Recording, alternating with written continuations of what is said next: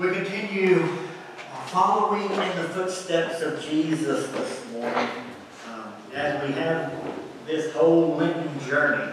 We continue with chapter 15 of Mark's Gospel, so if you brought your Bible with you to church this morning, or Pew Bible, your Bible app on your phone, or we have that on the screen this morning, we'll get to in just a minute. We're going to pick up in the 15th verse, actually Mark 15, 15b is where we will begin this morning, and where we actually left off last week. We are still at Pilate's palace, the Fortress Antony. If you look at the map we have, if you can see that, we're at the north end of Old Town Jerusalem, where the orange spot is up there. We're still at Pilate's palace this morning. What we will do here in this place this morning, in the time frame of this worship service, is the same time frame that takes place in our text this morning. So we got about an hour left at Pilate's palace this morning. The mock trial is over. Pilate, the Roman governor of the region, has satisfied the crowd, if you remember. Barabbas, the murderer, has been set free after the choice of the crowd, if you will. And Jesus, the Messiah, has been condemned to die, which is also the choice of the crowd. What we talk about this morning is just a reflection of the brokenness of humanity. So if you'll find where we begin in Mark 15, verse 15b. Hear the word of the Lord. And after flogging Jesus, he handed him over to be crucified. Then the soldiers led him into the courtyard of the palace, that is, the governor's headquarters. And they called together the whole cohort. And they clothed him in a purple cloak, and after twisting some thorns into a crown, they put it on him. And they began saluting him, "Hail, King of the Jews!" They struck his head with a reed, spat upon him, and knelt down in homage to him. After mocking him, they stripped him of the purple cloak and put his own clothes on him. Then they led him out to crucify him. They compelled a passerby who was coming from the country to carry his cross. It was Simon of Cyrene, the father of Alexander and Rufus. Then they brought Jesus to the place called Golgotha, which means the place of the skull. And they offered him wine mixed with myrrh, but he did not take it. The word of God for the people of God. Thanks be to God. Mark speaks of flogging with no explanation at all. Mark's readers in the Roman world didn't need it. They knew exactly what that meant. But we, on the other hand, might need to dig a little bit deeper. We may need some clarification on that this morning. We don't hear of flogging very often. And so I did a little bit of research, and only in the Muslim world did I find cases of flogging in our day and time. So I found in 1991 where the Bahamas reinstated flogging as a form of punishment and crime deterrent. In 1998, a man in Sudan was killed after being flogged by authorities. In 2004, a 14-year-old boy died after the authorities administered 85 lashes. In 2007, 2 men in Saudi Arabia were sentenced 7,000 lashes to be carried out over a period of 6 weeks. But the writer of the article that I was reading reported that these were just extreme cases, and most of the time these places stick to the Quran's recommendation of 40 to 80 strokes. Flogging in the Roman world was pretty extreme, to say the least. So at 8 o'clock on this Good Friday morning that is before us in our text, Jesus was stripped and most likely stretched over a whipping post. 2 lictors, or lictors, as they called them, were chosen from the Roman guards. They were trained in this. They were trained in the art of inflicting pain through flogging with a whip, called the cat o' nine tails. Here's an illustration of one, with the exception of these braided leather whips. Each one in Jesus' day would be tipped with pieces of metal or bone or pieces of glass or even sharp stones. Each of the 9 whips would be used to cut into the flesh, if you will. The lictors would alternate blows while flogging Jesus. The 3rd century historian Eusebius described Roman flogging in gruesome detail. I actually marked out what Eusebius said in my sermon this morning, thinking I shouldn't even put words to it. So you can imagine. The idea was to deliver as much pain as possible without killing the victim, which was the case in many times. So after Jesus was flogged, he was led into the courtyard of Pilate's headquarters, the fortress Antonia, where all the Roman soldiers were stationed, the barracks, if you will.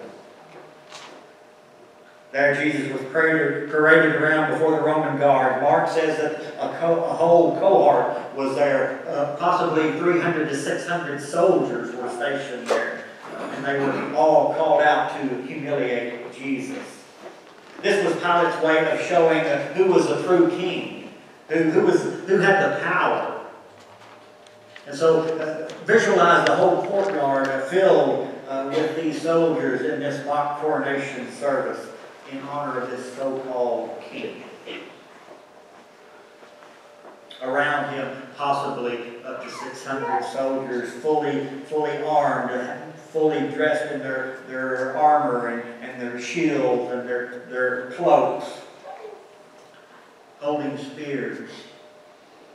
A show of force, mighty power. One of the guards threw his cloak over Jesus to resemble the Caesar's royal robe. The scripture says that another one cut thorny branches and kind of fashioned a makeshift crown out of them and shoved it onto Jesus' head.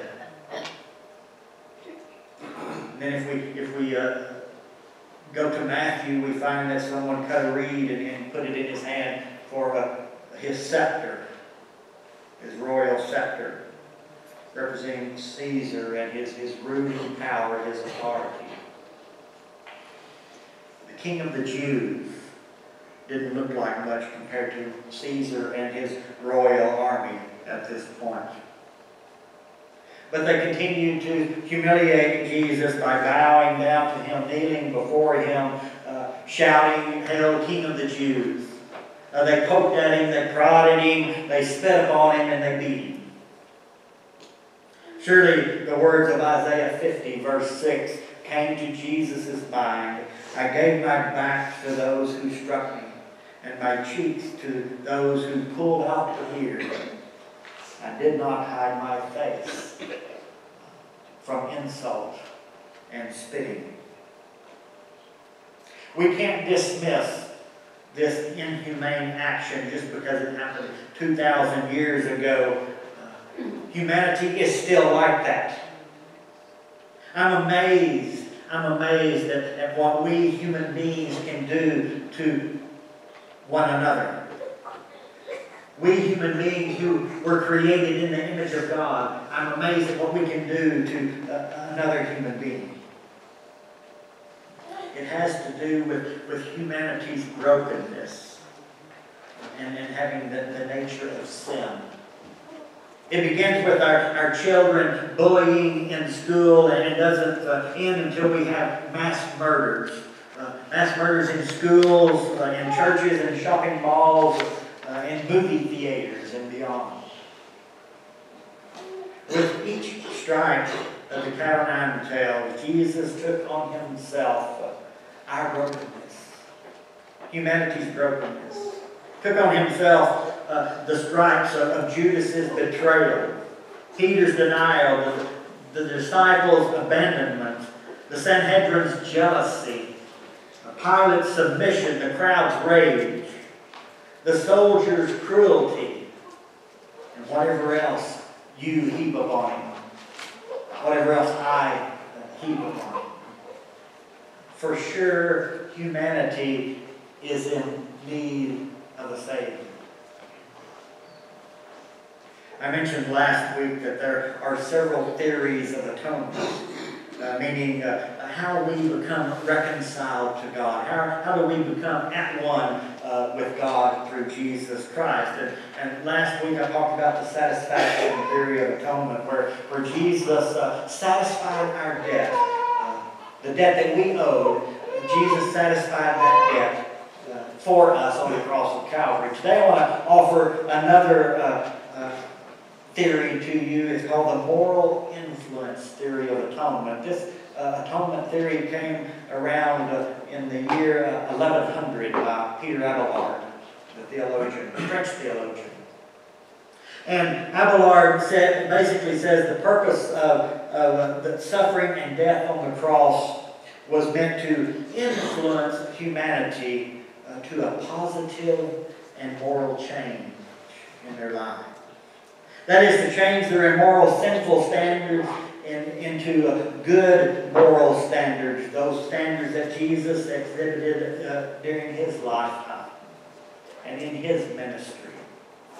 And in the face of even persecution, and even in the face of death, we are to emulate Jesus' sacrificial love for others, whether they are friends or foes. In verse 23 of our text, Mark says that Jesus did all of this without drinking the wine mixed with the myrrh, which was sometimes used as a painkiller. So what Jesus experienced on this day, Jesus went through that just as you or I would have gone through it. Full effects. There's not a person in the world that Jesus cannot relate to. He went through it all, yet without sin. Paul says in Romans 5:8, God proves his love for us. God proves his love for us. That while we were yet sinners, or while we were still sinners, Christ died for us. Christ died for the ungodly, depending on the version of Scripture that you have. This is the Christ that all humanity needs to know and experience in their lives. This is the Jesus who offers healing and wholeness for our brokenness. This is the Messiah who brings us into right relationship with God. And then Mark closes this little section talking about a man who carried his cross for him when he was too weak to carry it. His name was Simon. He was from Cyrene, northern Libya. But what I find interesting about this, Mark identifies him as the father of Alexander and Rufus. And that's it. So basically that means that the Christians in Rome to whom Mark is writing in this particular section know exactly who he's talking about. They know who Alexander and Rufus are. And I believe that Simon of Cyrene, having experienced the brokenness of humanity through the suffering and death of Jesus Christ, was so touched by that experience that he raised his two boys, Alexander and Rufus, up in the Christian faith and they became instrumental leaders in the Christian church, even in Mark's day. Therefore, making Simon one of the very first believers transformed by the moral influence theory of atonement. So in the midst of our brokenness, humanity's brokenness, our broken world, how will this story transform you? How will this story influence you to be a positive moral change, not only in your home, in your community, but in our world? Think about that. Let us pray. Father, we thank you for your word this morning. We thank you for Mark and his skill in writing the things that took place through our Lord and Savior, that we might have life.